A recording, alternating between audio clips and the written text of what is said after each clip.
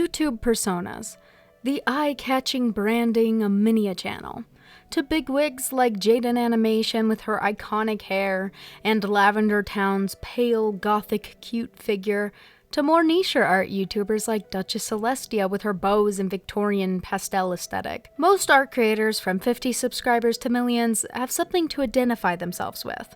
Perhaps you're a creator, perhaps not.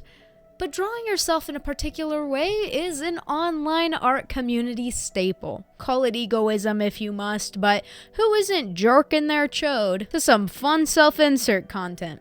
Be it for marketability or pleasure. Even mangaka often represent themselves in unique ways to communicate with their readers, such as the author of Beastars and their emotionally disconcerting fursona. Today, we are going to be remaking my persona to better reflect me, not just as a person, but also as a creator. Communicating what you're about, what your value system is. Showing what you connect to and what people can expect from your content. My persona has gone through many iterations. First one was this rabbit-looking girl. Then I realized my username is Saba Black Sheep. Why is my persona a rabbit? So she got downgraded to an OC. Sorry, So-So, you're an SCP now. Then I tried a softer, more sheepish look, leaning farther into the black sheep aesthetic with a more grayscale palette. As time passed, I realized the lack of color prohibited me from being as eye-catching as I had wished. So I gave it a tad more color and added a cardigan. Then I realized, it looks a tad simple and not really reflective of my actual skill. So I redesigned it again to show more detail but kept the overall design.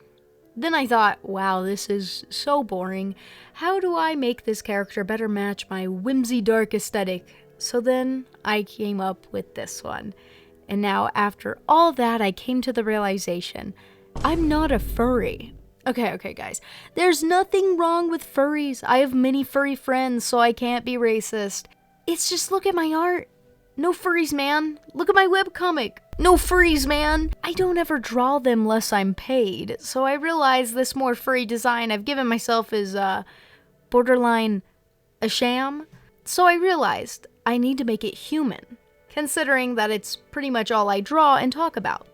In my videos, I often talk about relatively serious topics, be it social or political strife. I enjoy talking about these topics because I think it's important to be okay with having hard conversations. But being told the dire repercussions of anti-intellectualism and fascism by this elicits the same feeling I get when I look at Sonic Christian fan art.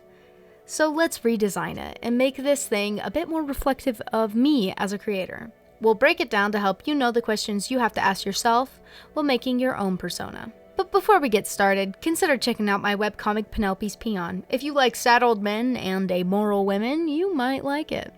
I post it on Tapas, link below. Or join our 17+ Discord server to meet a bunch of cool artists and get your art in the next video. If you're a creator, what is important when making a persona is first authenticity. That lasts. What of you won't ever change? That is identifiably you. And then after that is marketability and readability. The questions you need to ask yourself to get to the bottom of this is, what medias make you who you are and why? What art and aesthetics do you connect with? What does your content serve and what sets you apart? For me, let's start with media. Media that affected me heavily and greatly influenced my writing and art is Disco Elysium, Brothers Karamazov, Elder Scrolls, Dragon Age, and Violet Evergarden. Disco Elysium set a gold standard for my writing. The moral complexity and the irrevocably humanness to it inspired me so much. This vintage, foggy aesthetic that, despite its depressive environment and narrative, fills the player with so much passion and hope, regardless of the descent of the culture. That all those little human connections and moments matter so much, even if it will all be gone tomorrow. Brothers Karamazov sparked an interest in unique and realistic character portrayal, the intimate way Dostoevsky understands human behavior and displays it with reverence and understanding of the flaws that permeate man. Elder Scrolls, the fun open world where all my proclivities and passing fancies were unabashedly explored. No need to be profound or grand, enjoying unrestrained creative freedom through Elder Scrolls. Also, these games honestly helped me find some of my closest friends to this day. Dragon Age. I love the art for the games. It has this unique mixture of this like tarot card aesthetic and more rendered oil painting. It inspired a lot of the ways I draw. And Violet Evergarden. The beautiful animation and the ethereal nature of Violet compared to her apathy as she learned to mourn was something I related to a lot. I loved this approach to human connection and grief. Let's just ignore the 14-year-old dating the 24-year-old though. The art and aesthetics I love that make up what I identify with. I made a Pinterest board for this. I love well-rendered art, often enjoying the romantic era of oil painting. I like rendering humans, but I also quite enjoy this chaotic whimsy, like deep-fried Alice in Wonderland. It's inhuman, as if a tardigrade tried to explain to you what God was. It's clear I like this kind of desaturated brown aesthetic with gold accents, so I should lean into it. What does my content serve, and how am I any different from any other content creator in my niche? A few things that might set me apart from other people in my niche could be my art being more realistic, rendered, and painterly. The topics I talk about can lean philosophical, and I often come from a perspective of a middle ground and compassion. Now that we know all these things, we can use this information to our advantage. Considering all the content I make and topics I discuss and often focus heavily on is about people and their life experience, this new persona will be far more humanoid. However, to keep with the black sheep aesthetic, we're going to make her a fawn. I want this character to show my skill level and art style, as it's something that sets me apart from the average in my niche. I use a more vintage, whimsical, worn, dark aesthetic to fit my media and artistic interests. I made a Pinterest board of general ideas I want to take from for this. One in particular. I don't play the game Hades, but I wanted to take some notes from it, as Hades does a great job making memorable human designs while also having a semi-realistic art style, so I saved a few images from that for the board. Here are 3 sketches I came up with, and I asked some of y'all on TikTok what your opinions were on these designs. It seems the only consideration that was most consistent was the lack of glasses, and how it was how a lot of people identified me. So let's add those to the final design. The main reason I considered not adding them in is that though I have glasses IRL, they are very low prescription, so I probably wear them like 5 times a month tops. So I don't tend to see myself associated with glasses, but it seems for most they are a very intrinsic part of my persona's design, so we'll keep them. You just want me to be blind, you sick perverts. Degradation aside, here is the final sketch for the design. I played around with the colors of the coat a little bit. I thought the full black didn't fully kind of lean into that dark warm aesthetic I was trying to go for, so I tried to see what it would look like if it was a tad warmer.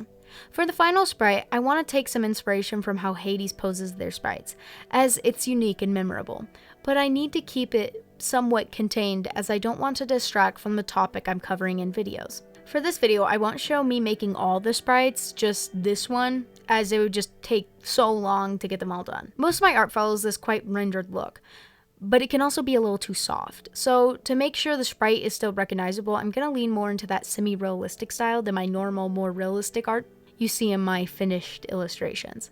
I want to make sure the eyes and the fabric detailing are more noticeable in the sprite art than it was in the concept sketch, as in the concept sketch kind of faded away a little, and I want to make sure that more chaotic, whimsical aesthetic is on full display. With this persona change, I'll have to update all my art over time, on my Patreon, YouTube profile picture and backdrop and whatnot, as well as the end card. This will take a few months, but eventually I should be able to get through it all. Rebranding is tireless work. I hope it doesn't backfire horribly and everyone hates this thing, but I suppose we'll see. One thing that makes me sad about the sprite is that I can't show the digigrade fawn legs. As for the sprite, the focus is the face for the viewer to get attached to some degree. So if I show the full body, it will just be distracting and mess up the visual balance of the video. At some point, I've considered learning to rig to make a VTuber model. I could always just pay someone to do it, but no thanks, I'm cheap. But my dear viewer, you should pay someone. Always buy art, guys. Remember, buying art is cool. It's super extra cool when you buy it from me. Anyway, here's the final for the sprite. Over the next few months, I'll update the channel and channel adjacent platforms like Patreon. That's all I have for today, folks. If you like my art, consider commissioning me. You can reach out to me on Discord. Or join the Patreon to get weekly exclusive Discord streams where I sketch whatever you want. But you got work tomorrow, or school, or remaking the same persona for the 5th time. But as always, don't dream about wheat-based byproducts. Moi, je m'appelle mademoiselle Noire, et qu'on va pour la voix,